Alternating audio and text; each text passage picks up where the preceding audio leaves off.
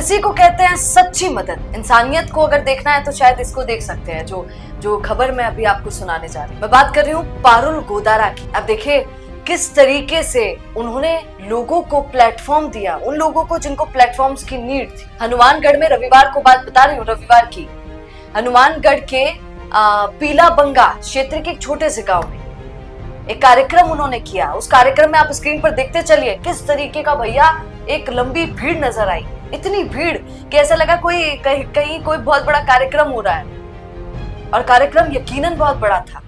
पारुल गोदारा की जो सोच थी, आज आप सुनेंगे तो बड़ी तारीफ करेंगे कि किसी व्यक्ति की सोच इतनी अच्छी हो सकती है। देखिए उन्होंने क्या तरीका अपनाया।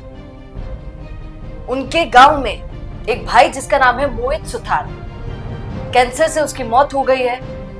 लोग क्या करते हैं, ज्यादातर ऐसी घटना कोई सुनता है तो जाकर थोड़ी सी सांत्वना दे देता है, खत्म हो जाती है कहानी, है ना। थोड़ा बहुत चंद पैसा वैसा लोग दे देते हैं, पर पारुल गोदारा ने ऐसा नहीं किया।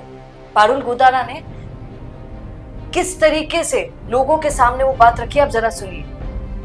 मोहित सुतार की मृत्यु पर, कैंसर से उसकी मौत हुई, तो ये बात पारुल गोदारा को बहुत दुखदायी लगी। जाकर उन्होंने ये कार्यक्रम रखा। इस कार्यक्रम में देखिए आप कैसे कार्यक्रम में पारुल गोदारा लोगों को ये बोलते हुए नजर आए कि आज मोहित सुतार के साथ जो हुआ वो अब कभी नहीं होना चाहिए हमारे गांव में। हमारे गांव में एकता की मिसाल होनी चाहिए। हम कंधे से कंधा मिलाकर लोगों की मदद करें।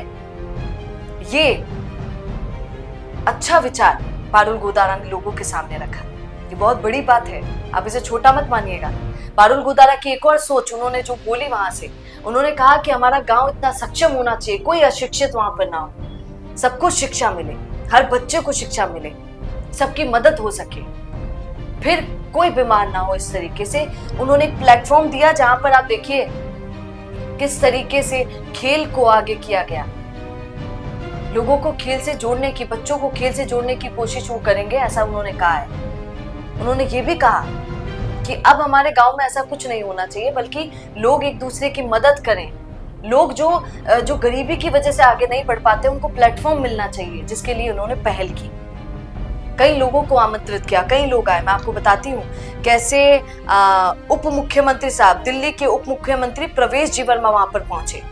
सांगलिया धुनी के पीठाधीश्वर ओम दस जी महाराज, पूर्व कैबिनेट मंत्री डॉक्टर राम प्रताप विजय पूनिया जी वहां पर पहुंचे। पूर्व विधायक मंजीत मुंडावर, मंगतू गोदारा किसान नेता, वो भी वहां पर पहुंचे।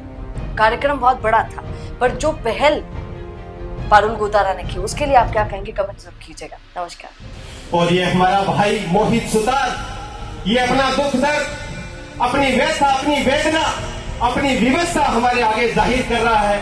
ये हमसे पूछ रहा है कि गांव में क्रिकेट तो सभी के बच्चे खेलते हैं, लेकिन मेरे से ऐसा क्या पाप हुआ था जो ये घटना मेरे साथ हुई।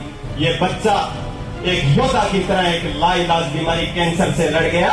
36 बार के कीमो, एक बार का कीमो इंसान के शरीर को जला देता है, गला देता है, लेकिन इस बच्चे ने 36 बार ऐसे ये दर्द को सहन किया, क्योंकि इसकी आंखों में सपने थे, इसकी आंखों में कुछ अरमान थे। अपने दादाजी के लिए, अपने गांव के लिए, अपने क्षेत्र के लिए कुछ करना चाहता था।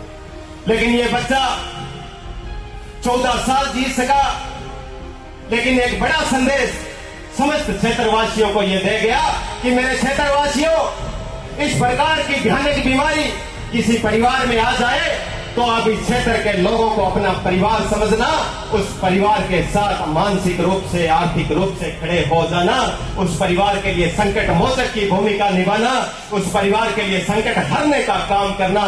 इस प्रकार का संदेश ये बच्चा अपने बलिदान से हमें देके गया है। तो दिखता नहीं है, वो चलता नहीं है, लेकिन प्रॉब्लम तो यही है कि अपने बिजनेस को दिखाएं कैसे, पूरे इंडिया तक उसको पहुंचाएं कैसे। अगर आप भी ऐसा ही कुछ सोचते हैं तो समझिए आपकी समस्या दूर हो गई।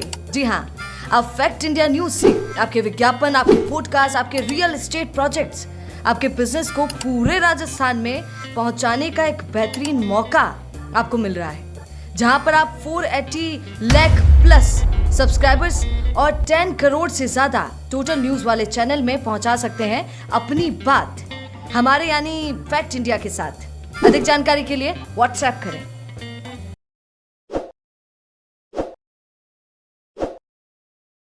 ताज़ा खबरों के लिए विजिट करें द फैक्ट इंडिया की वेबसाइट और डाउनलोड करें द फैक्ट इंडिया ऐप।